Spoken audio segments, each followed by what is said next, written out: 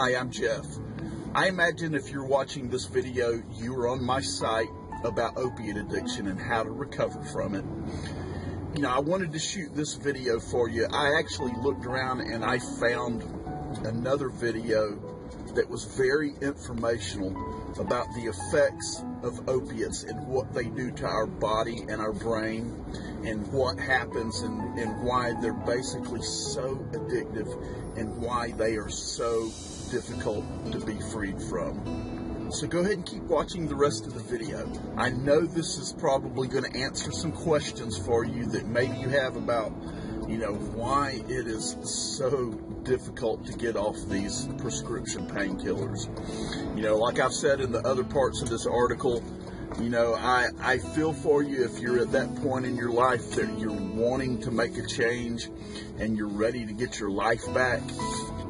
I encourage you to do whatever it takes to get freed from these opiates because they are life-threatening.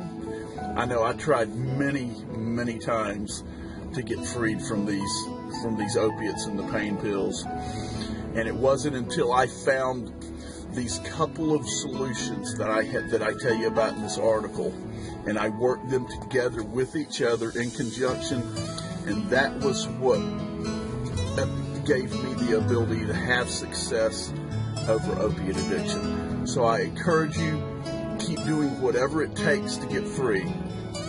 So when you finish the video, go ahead and finish reading the article and then seriously consider being a part of this two-step process that I've laid out for you on this webpage or this article. You know, I'm not going to say that it will work for everyone that's addicted to opiates, but I do know it did work for me, and it's worked for quite a few other people that I've shared it with. So I would say that if you're searching for a way to get freed from these terrible opiates, then give it a try. It just may save your life. If nothing else, it will give you your life back. And I know you can do it. I did it. If I did it, anyone can do it. So hopefully I'll see you on the other side. Again, my name is Jeff. I'm signing out for now. Bye-bye.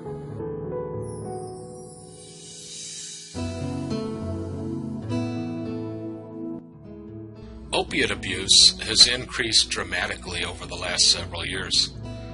The prevalence and availability of opiate-based prescription painkillers has provided a gateway for thousands to the world of opiate abuse and addiction. Perhaps you began using opiates because of an injury you received. You were prescribed Vicodin or oxycodone or oxycontin to deal with the pain of the injury. Once the injury had healed and you no longer needed a painkiller to deal with the pain, you found that you still wanted the medicine that was prescribed to you. Many opiate addictions begin in exactly this way. Opiate addiction is difficult to recover from because of the discomfort of withdrawal. Before we get into the nuts and bolts of recovery, let's take a look at why people become addicted to opiates in the first place.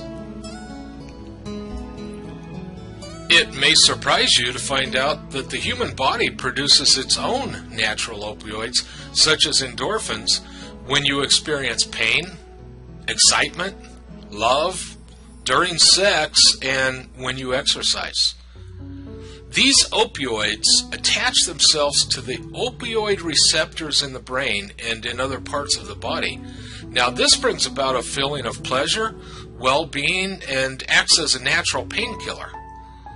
It's pretty cool that the body has this mechanism. If you were to break your leg, the opioids which your body naturally produces would act as a temporary but effective painkiller and allow you to function well enough to seek help.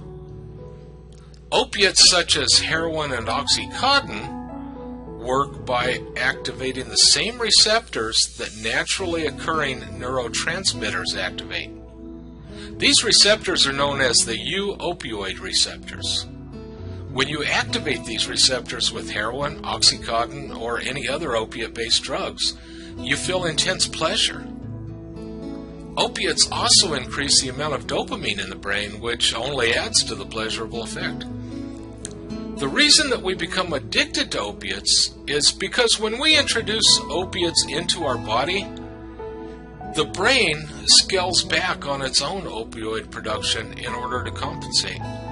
In essence, your body says, hey, if you're going to supply your own opioids, I guess I don't have to anymore. So I'm going to cut back on the number of opioids that I produce, and I'm going to let you keep introducing them the way you're introducing them.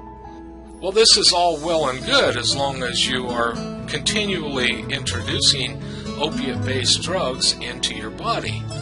But let's say that you decide to get clean and stop using opiates altogether. Well, the body doesn't just jump in and start producing natural opioids right away to compensate. It waits to see if maybe you'll change your mind or maybe you'll get lucky and score some dope. It takes a little while for the body to kick in and begin producing its own natural opioids again. And it takes a little while for the level to increase to a point where you begin feeling good and normal again.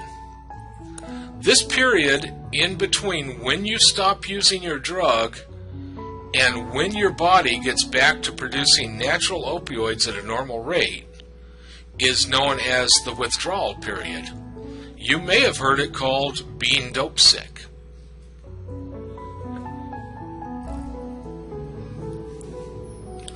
There are basically two different ways to treat opiate addiction. The first way is to treat opiate addiction medically. This could either be through the use of methadone or the use of buprenorphine.